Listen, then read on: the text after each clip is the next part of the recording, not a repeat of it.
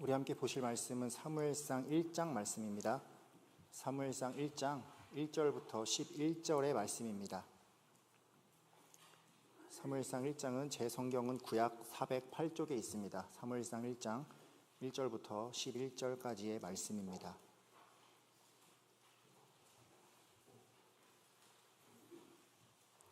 한 절씩 교독하여 읽고 마지막 절을 같이 읽겠습니다. 에브라임 산지 라마다임 소빔에 에브라임 사람 엘가나라 하는 사람이 있었으니 그는 여로함의 아들이요 엘리후의 손자요 도후의 증손이요 숲의 현손이더라.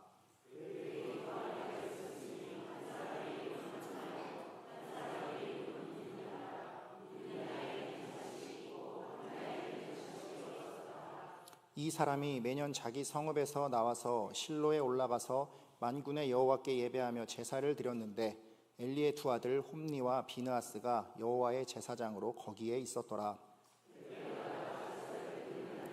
제물의 분깃을 그의 아내 분인나와 그의 모든 자녀에게 주고 한나에게는 갑절을 주니 이는 그를 사랑함이라. 그러나 여호와께서 그에게 임신하지 못하게 하시니 여호와께서 그에게 임신하지 못하게 하심으로 그의 적수인 분인나가 그를 심히 격분하게 하여 괴롭게 하더라.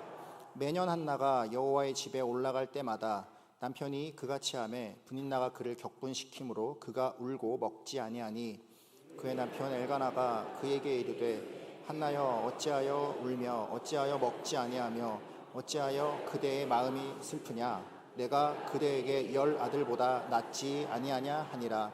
그들이 실로에서 먹고 마신 후에 한나가 일어나니 그때에 제사장 엘리는 여호와의 전 문설주 곁 의자에 앉아 있었더라.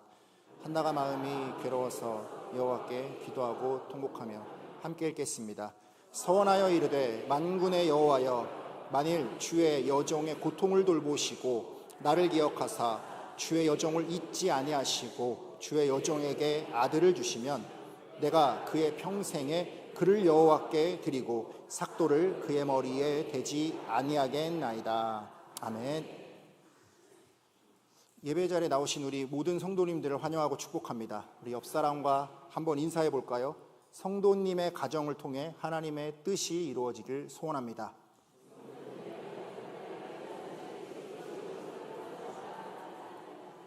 (5월은) 가정의 달이죠. 지난주는 어린이 주일로 또 오늘은 어버이 주일로 지내고 있습니다. 가정의 달을 맞이하여서 하나님께서 우리 성도님들의 가정을 통해서 일하시고 그리고 또한 성도님들의 자녀를 통해서 또 우리 성도님들의 부모님을 통해서 풍성한 은혜를 허락해 주시기를 주님의 이름으로 축복합니다. 오늘 말씀의 제목이 바로 하나님의 뜻을 이루어가는 가정입니다. 성도 여러분들께서는 하나님께서 여러분의 가정을 통해 하나님의 뜻을 이루시기를 소망하십니까?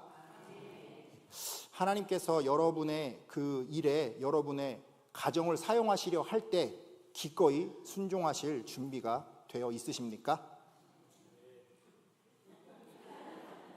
말씀을 통해 은혜를 받으시고 또 이 순종도 다짐하시고 순종하심으로 여러분의 가정이 바로 하나님의 뜻을 이루어가는 가정 되기를 주님의 이름으로 축복합니다. 오늘 본문 말씀에는 두 가정이 등장합니다. 한 가정은 엘가나와 한나의 가정이었고요. 또 한 가정은 제사장 엘리의 가정이었습니다. 우리는 이 두 가정의 미래의 모습을 이미 잘 알고 있습니다. 두 가정 중에 하나님의 뜻을 이루어가는 가정은 어느 가정이었습니까? 알려드리겠습니다. 엘가나와 한나의 가정을 통해 하나님의 뜻이 이루어졌습니다. 하나님께서는 그 가정과 그 가정의 자녀 사무엘을 크게 사용하셔서 하나님의 뜻을 이루어 가셨습니다. 한편 엘리와 두 아들의 가정은 이미 제사장 가정이었고 성전의 성소에 늘 머물러 있었지만 하나님께서는 그들을 통해 일하지 않으셨습니다. 오히려 그 가정은 하나님의 뜻을 이루어지는 일에 방해가 되고 있었습니다. 오늘 말씀을 통해 하나님께서 다루신 이 두 가정의 차이를 살펴보면서 하나님의 뜻을 이루어가는 가정에는 어떤 특징이 있는지, 하나님께서는 무엇을 보시고 그 가정을 통해 일하시는지 살펴보도록 하겠습니다. 하나님의 뜻을 이루어가는 가정의 특징은 먼저 예배 중심의 아버지입니다. 이 엘가나와 한나 가정의 아버지는 누구였죠? 엘가나입니다. 여러분은 그러나 이 엘가나라는 이름을 알고 계셨습니까? 사실 우리는 이 엘가나라는 사람에 대해서는 잘 알지 못하고 또 기억도 잘 못합니다. 성경에서도 그렇게 많이 다루고 있지 않습니다. 엘가나보다는 오히려 한나와 사무엘을 더 잘 기억할 수밖에 없는 것은 그 믿음이, 한나와 사무엘의 믿음이 더 상세히 기록되어 있기 때문입니다. 그런데 사무엘상 말씀은 의도적으로 이 가정의 아버지인 엘가나를 먼저 소개하면서 시작됩니다. 우리 오늘 1절을 다시 한번 보실까요? 에브라임 산지 라마다임 소빔에 에브라임 사람 엘가나라 하는 사람이 있었으니 그는 여로함의 아들이요 엘리후의 손자요 도후의 증손이요 수베의 현손이더라. 분명히 성경 말씀은 엘가나를 소개하면서 시작되었습니다. 그리고 말씀이 점점 진행됨에 따라 자연스럽게 그 중심이 아버지 엘가나에서 어머니 한나에게로 또 자녀 사무엘로 이동하게 됩니다. 성경 말씀은 가장 먼저 엘가나를 소개하셨는데 이것은 우리가 먼저 이 엘가나의 믿음을 본받게 하시려고 가장 먼저 기록해 놓으신 것입니다. 우리가 본받아야 할 그 믿음이 3절에 기록되어 있습니다. 3절 보시죠. 이 사람은 엘가나입니다.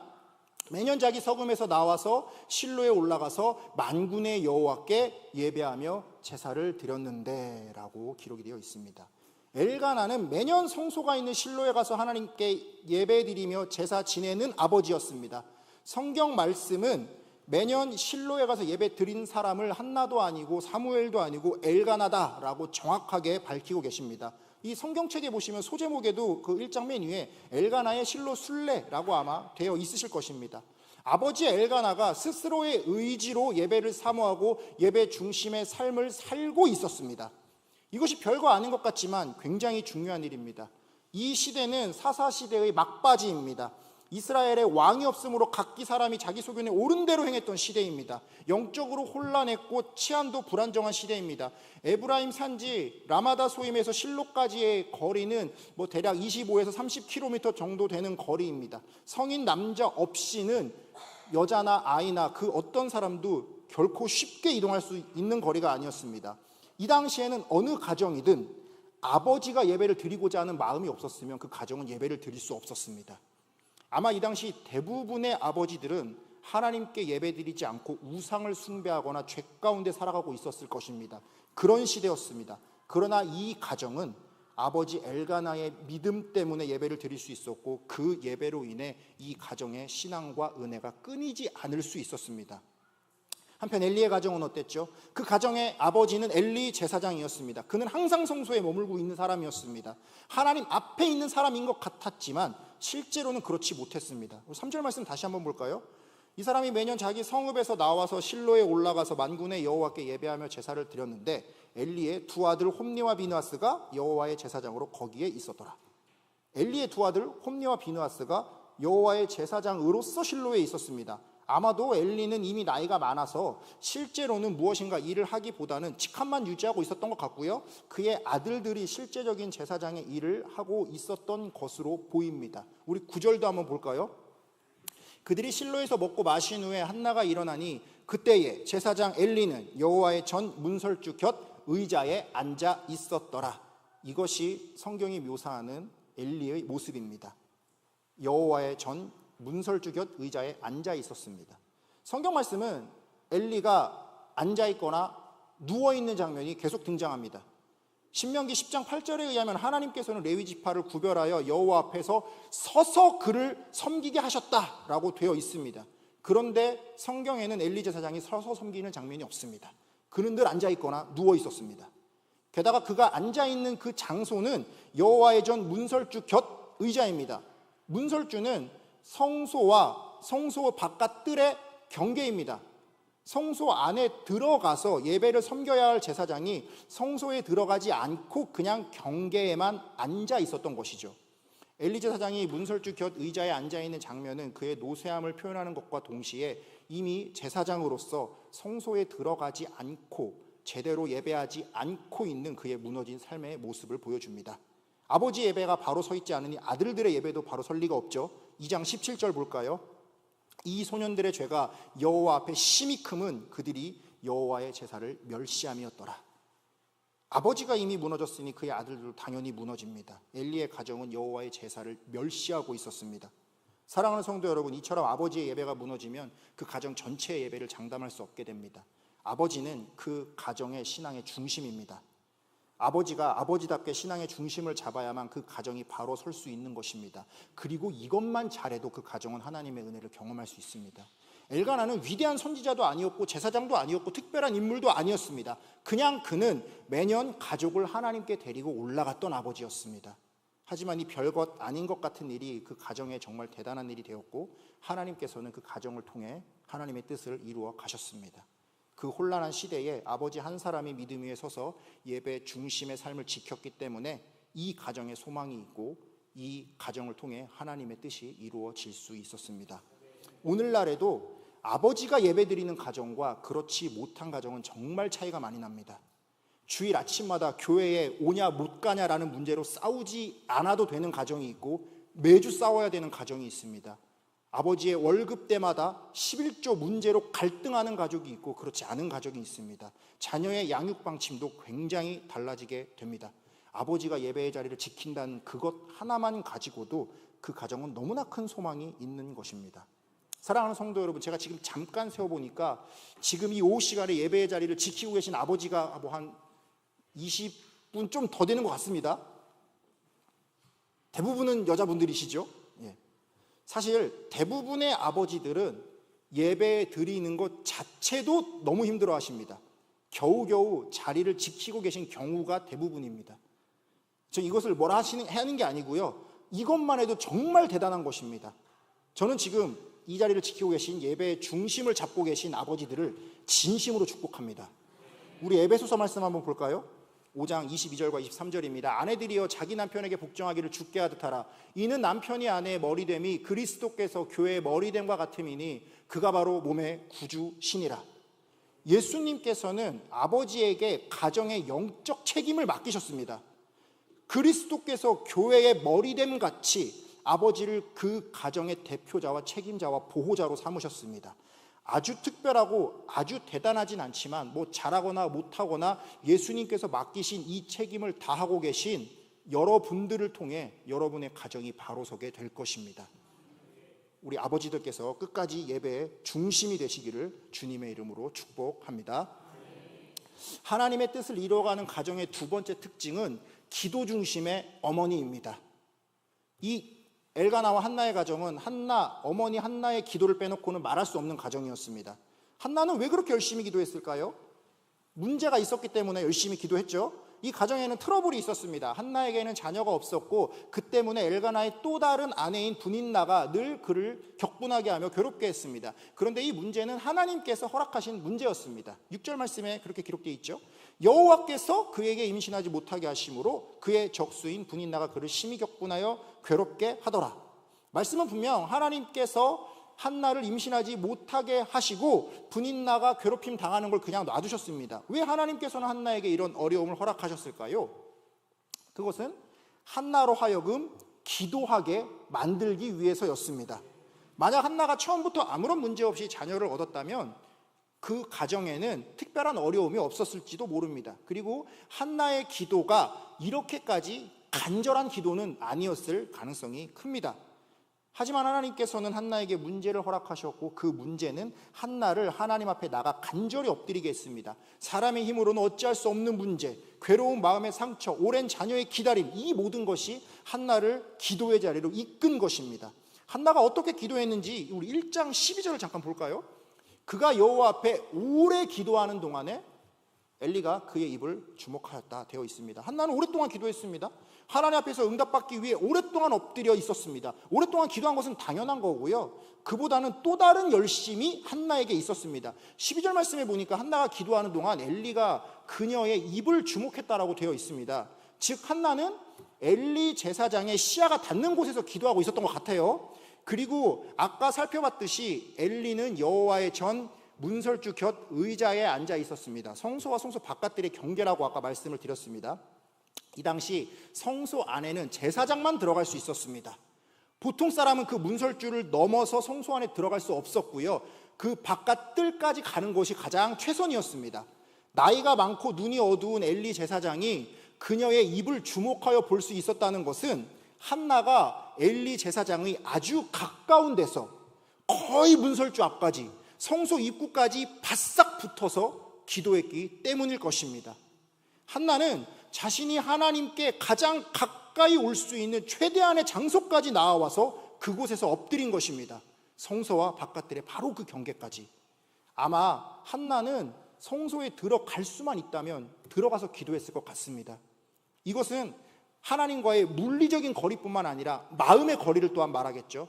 한나는 성소 안에 들어갈 수는 없었지만 그 마음만큼은 누구보다 하나님께 가장 가까이 나와 있었습니다. 자신이 할 수 있는 최선을 다해서 드릴 수 있는 최대한의 마음과 정성을 다해서 하나님께 가까이 갈 수 있는 최대한 하나님께 가까이 나아가기를 소망하는 마음으로 기도한 것입니다. 그리고 하나님께서는 그 간절한 기도에 응답해 주셔서 그 가정의 괴로운 문제를 해결해 주셨습니다. 우리 1장 17절과 18절 보겠습니다. 엘리가 대답하여 이르되 평안히 가라. 이스라엘의 하나님이 내가 기도하여 구한 것을 허락하기를 원하노라 하니 이르되 당신의 여종이 당신께 은혜 입기를 원하나이다 하고 가서 먹고 얼굴에 다시는 근심빛이 없더라. 한나는 그 기도를 통해 그 문제를 해결받고 얼굴에 다시는 근심빛이 없었습니다. 그 가정의 문제와 상처는 하나님 앞에 기도할 때 이미 하나님께서 해결해 주셨습니다. 사랑하는 성도 여러분, 이 세상에 문제가 없는 가정은 없습니다. 어느 가정이든 크고 작은 트러블이 있고 상처가 있습니다. 가정에 문제가 있을 때 기도하지 않으면 그냥 신세 한탄만 늘어나게 됩니다. 괴로움만 더해갈 뿐입니다. 하지만 기도의 사람은 그 문제를 보는 시선이 다릅니다.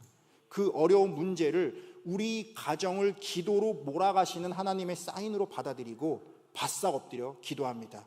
그리고 그 어떤 문제라도 기도함으로 응답받고 해결받습니다. 그리고 더 나아가 이 어려움과 기도를 통해 하나님의 진짜 계획을 발견하게 됩니다. 한나의 기도 응답은 이게 다가 아니었죠. 무엇보다 더 큰 응답은 하나님께서 그 가정을 통해 하나님의 뜻을 이루어가게 되는 것입니다. 우리 1장 11절 말씀 볼까요?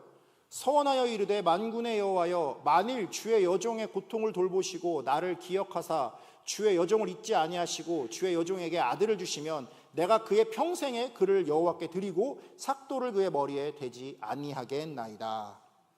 한나는 아들을 주시면 그의 평생에 그를 여호와께 드리겠다라고 서원합니다. 단순히 아들을 주세요가 아니었습니다. 아들을 주시면 그 아들을 하나님께 다시 드리겠습니다.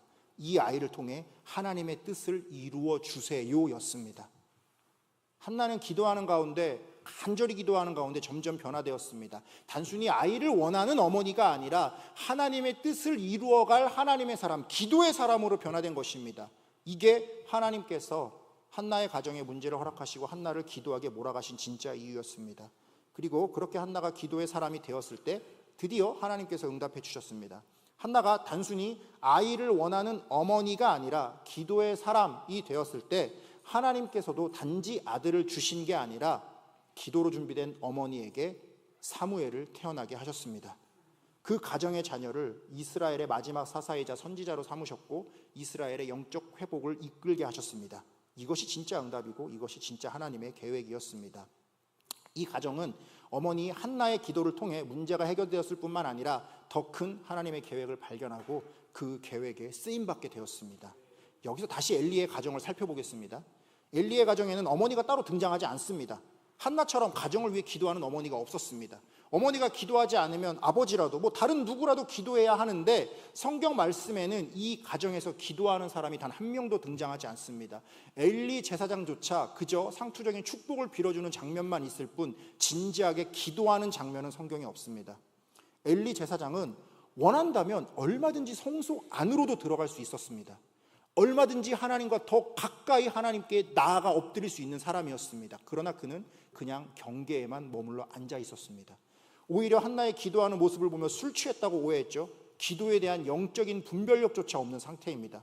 이 가정에 기도가 없으니 이 가정이 어떻게 바로 설 수 있고 어떻게 하나님의 뜻을 이루어갈 수 있겠습니까?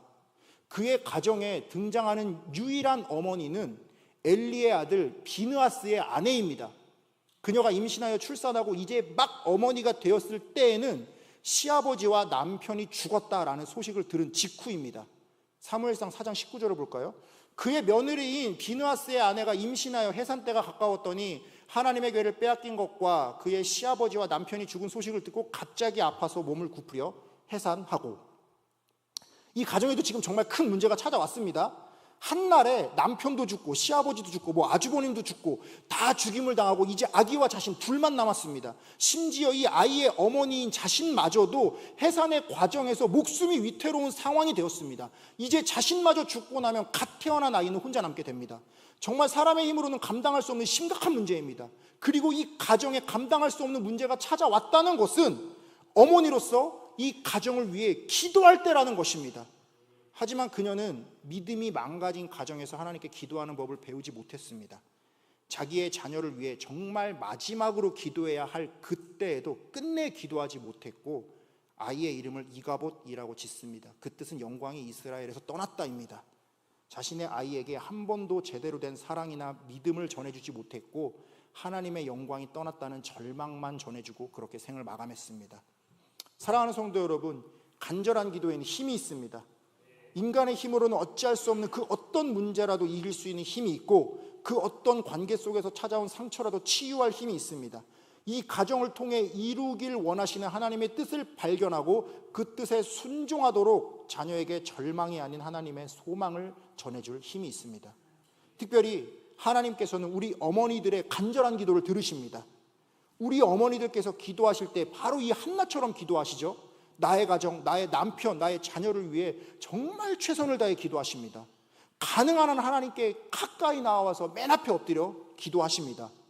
내가 할 수 있는 최대한의 열심과 마음을 다해 오래 기도하십니다.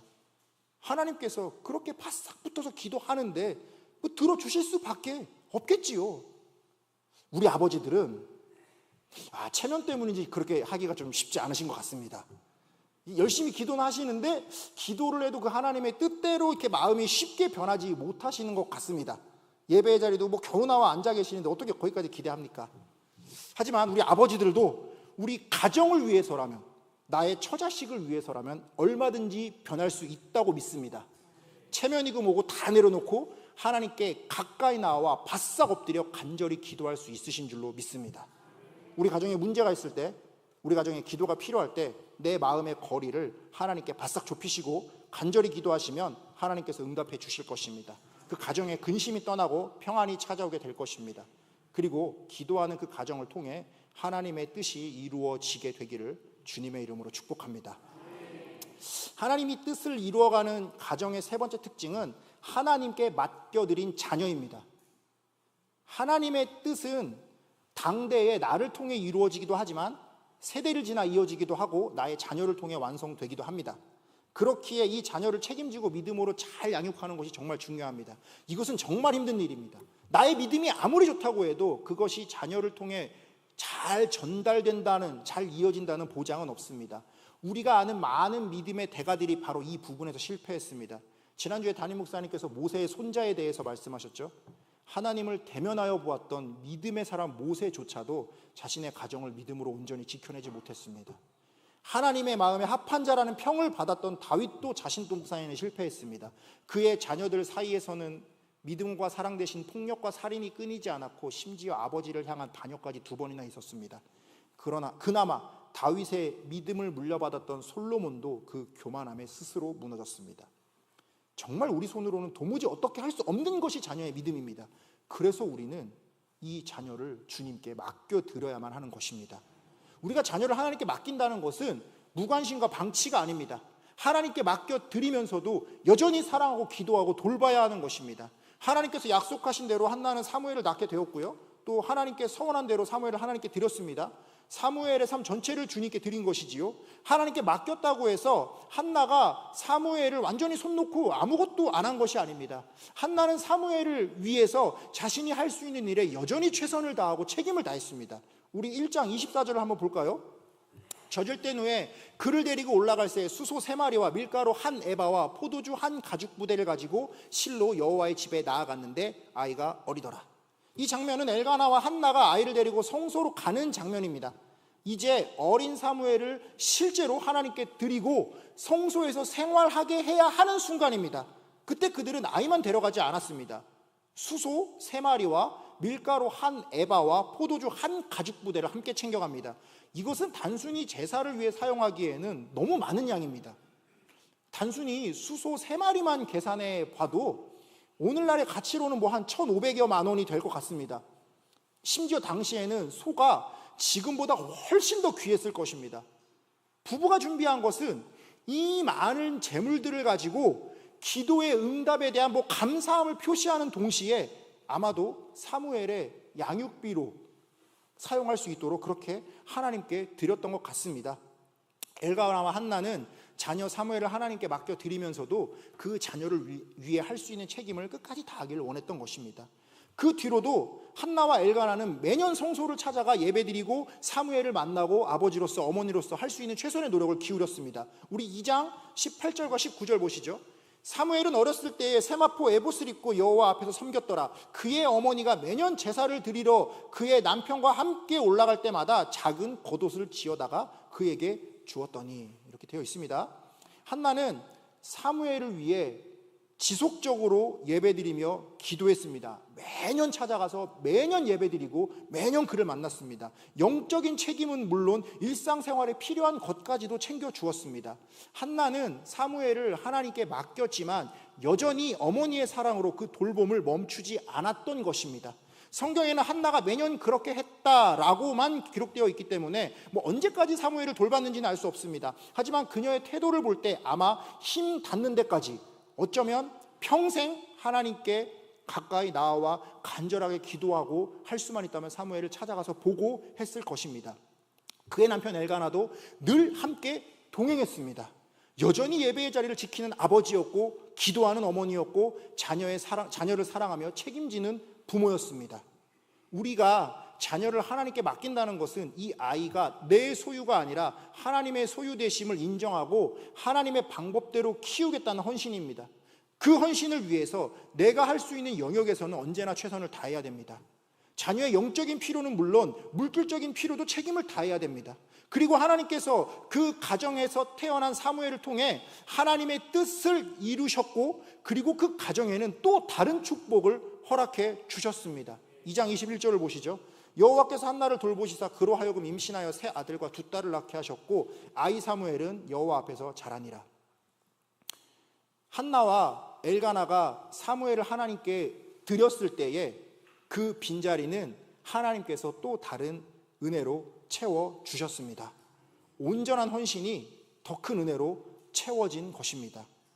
반면 엘리의 가정은 자녀들의 영적인 부분을 전혀 책임지지 못했습니다.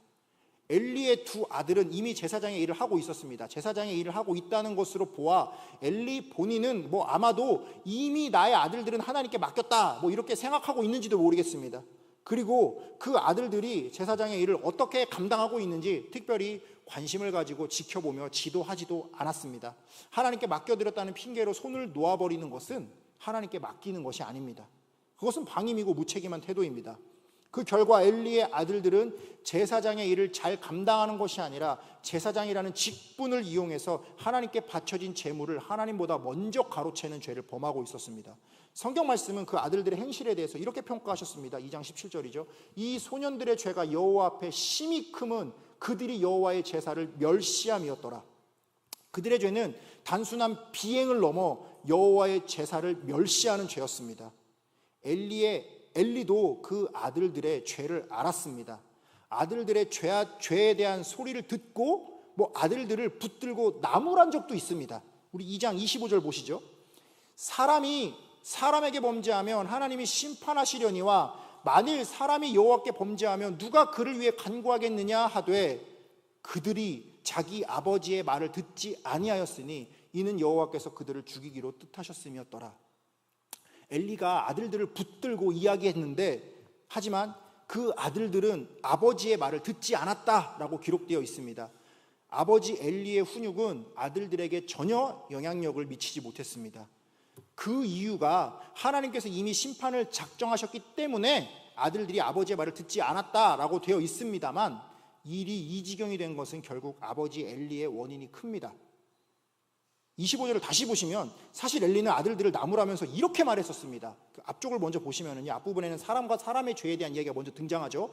사람과 사람의 죄는 하나님께서 심판하십니다. 심판이라고 되어 있지만 사실 그 의미는 재판하다, 중재하다라는 의미를 가집니다. 이제 사람과 사람끼리 죄가 있을 때는 하나님께서 중재해 주신다는 것이죠. 자, 그럼 이제 사람이 하나님께 죄를 지었을 때입니다. 엘리는 누가 그를 위해 간구하겠느냐? 누가 그를 위해, 누가 하나님께 죄를 지은 자의 중재자가 될 수 있겠느냐라고 말하고 있습니다. 누가 그 중재자가 되어야 되죠? 물론 지금은 예수님께서 그 중재자의 역할을 해주시지만 구약 시대에는 제사장이 그 중재자의 역할을 했습니다. 제사장은 단순히 제사를 진행하는 사람만이 아니라 죄지은 백성과 하나님 사이에서 속죄를 드리고 회개를 촉구하고 대신 간구하는 자입니다. 사실 제사장이자 아버지인 엘리 본인이 바로 그 중보자가 되어 아들들을 위해 하나님께 간구해야 합니다. 하지만 엘리는 기도하지 않았죠.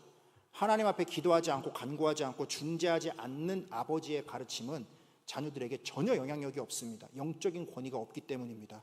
우리 27절 말씀도 한번 볼까요? 하나님의 사람이 엘리에게 와서 그에게 이르되 여호와의 말씀이 너희 조상의 집에 애굽에서 바로의 집에 속하였을 때에 내가 그들에게 나타나지 아니하였느냐? 어떤 하나님의 사람이 나타나서 그 익명의 선지자가 아들들의 죄를 경고하기 위해 엘리에게 찾아옵니다.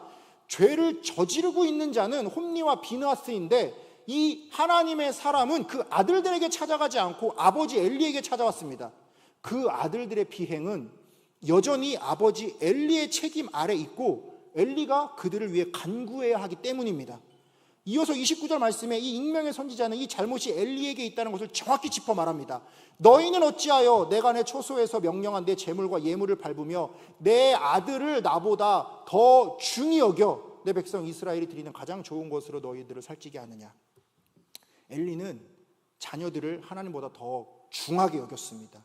그들의 죄가 하나님께 바쳐진 하나님의 것을 가로채고 하나님의 제사를 멸시하는 죄임에도 불구하고 자신들을 살찌우는 죄임에도 불구하고 처음부터 단속하지 않고 오냐오냐 무책임하게 방치했습니다. 3장에 가면 이 심판의 원인이 엘리의 무책임한 태도에 있었음이 더욱 분명해집니다. 3장 13절입니다. 내가 그의 집을 영원히 심판하겠다고 그에게 말한 것은 그가 아는 죄악 때문이니 이는 그가 자기의 아들들이 저주를 자청하되 금하지 아니하였음이니라. 바로 그것이 자녀들을 죽이고 있었습니다. 아들들의 죄는 엘리의 잘못된 태도로부터 시작되었던 것입니다. 그리고 이 심판의 말씀이 선포된 뒤에도 실제로 엘리 가문에 즉시 심판이 찾아온 것이 아닙니다. 한참 후에, 성경학자들은 길게는 10년까지도 보기도 합니다. 한참 시간이 지난 뒤에야 블레셋과의 전쟁이 벌어졌고 그 전쟁 통해 세 사람이 죽게 됩니다. 하나님께서는 익명의 사람을 보내 경고하시고 사무엘을 통해 또 말씀하시고 그 뒤로도 충분히 회개하고 바로잡을 시간을 주셨습니다. 하지만 엘리는 이 심판의 말씀을 듣고도 별다른 액션을 취하지 않았습니다. 하나님은 오래 참고 돌이킬 기회를 주셨지만 엘리는 끝내 하나님보다 아들들을 더 귀히 여겼고 그렇게 그 가정은 무너졌다는 것을 기억하시기 바랍니다. 자녀가 아무리 귀해도 그 자녀가 하나님보다 귀할 수는 없습니다. 정말 자녀가 귀하다면 그 자녀를 하나님께 맡겨드리고 그 자녀의 주인이 하나님 되심을 인정해야 합니다. 하나님의 방법과 하나님의 말씀대로 양육하며 그 아이의 영적인 부분과 물질의 부분을 모두 책임져야 하는 것입니다. 이 말씀을 기억하시면서 자녀를 하나님께 맡겨드리고 말씀으로 책임지심으로 하나님의 그 뜻을 이루어가는 가정 되시기를 주님의 이름으로 축복합니다. 사랑하는 성도 여러분, 자녀는 내가 붙잡는 것이 아닙니다. 하나님께서 붙잡아 주시는 것입니다. 자녀는 내가 낳은 것 같지만 또한 하나님께서 맡겨주신 선물입니다. 그래서 시편에서는 하나님께서 이렇게 말씀하셨습니다. 보라, 자식들은 여호와의 기업이요 태의 열매는 그의 상급이로다. 기업은 하나님께서 가나안 땅을 각 지파에게 분배하신 몫을 말합니다. 상급 또한 매우 귀한 선물을 가리킬 때 사용되는 말입니다. 우리 가정의 자녀는 우연히 생긴 존재가 아니라 하나님께서 나에게 기업으로 주신 존재임과 동시에 선물임과 동시에 하나님께 속한 존재입니다. 나는 이 자녀를 맡은 청지기임을 고백하며 하나님의 방법대로 하나님의 말씀대로 최선을 다해 양육해야만 합니다. 오늘 우리는 이 두 가정의 모습을 통해 자녀를 어떻게 대해야 되는지 분명히 알 수 있었습니다. 엘리의 가문은 자녀들을 형식적으로만 하나님께 맡겨놓고 영적인 책임은 다하지 않았습니다. 그 자녀를 하나님보다 귀하게 여겨 끝까지 붙잡고 놓지 못했습니다. 결국 엘리 가문은 자녀를 붙잡고 있다가 무너졌습니다. 한편 엘가나와 한나의 가정은 그 자녀를 자신의 소유가 아닌 하나님께서 맡기신 기업으로 보았기에 하나님께 다시 드릴 수 있었습니다. 자녀를 하나님께 온전히 맡겨드리고 끝까지 책임을 다했습니다. 그랬더니 그 자녀의 빈자리까지도 하나님께서 더 큰 은혜로 채워주셨습니다. 이 말씀을 기억하시면서 하나님 앞에서 최선을 다해 예배 중심의 삶을 살아가시고 간절한 기도로 하나님 앞에 가까이 나오기를 주저하지 마시기 바랍니다. 또한 우리 가정에 주신 기업인 자녀를 하나님께 맡겨드리고 끝까지 책임을 다하시기 바랍니다. 이 말씀에 순종하시면서 우리 가정을 통해 하나님의 뜻이 이루어지는 큰 은혜를 경험하는 수도교회 성도님들 각 가정이 되시기를 주님의 이름으로 축복합니다. 기도하겠습니다. 사랑과 은혜가 풍성하신 하나님 아버지, 오늘 말씀을 통해 하나님의 뜻이 어떤 가정을 통해 이루어져 가는지 깨닫게 하시니 감사드립니다. 먼저 우리 가정이 예배 중심의 가정이 되게 도와주시옵소서. 세상의 욕심보다는 하나님을 먼저 찾게 하시고 험한 세상 속에서도 끝까지 하나님 앞에 진실하게 예배 드리는 가정이 되게 하여 주시옵소서. 또 우리 가정이 기도 중심의 가정 되게 하여 주시옵소서. 한나처럼 하나님 앞에 가까이 나와 최선을 다해 우리의 심정을 쏟아놓게 하시고 그 간절한 기도를 통해 하나님의 뜻을 깨달아 이루어가는 가정 되게 하여 주시옵소서. 또한 우리에게 주신 가정의 자녀들이 하나님께 기업으로 받은 생명임을 기억하게 하사 그 삶을 온전히 하나님께 맡겨드리게 하시고 하나님의 뜻대로 끝까지 책임지게 도와주시옵소서. 이 모든 순종과 기도를 통해 우리 가정을 통해 하나님의 뜻이 이루어질 줄 믿습니다. 우리 가정이 하나님의 사명을 잘 감당하며 그 귀한 뜻이 세대를 거듭하여 이어지는 가정 되게 하여 주시옵소서. 감사드리며 살아계신 예수님의 이름으로 기도드립니다. 아멘.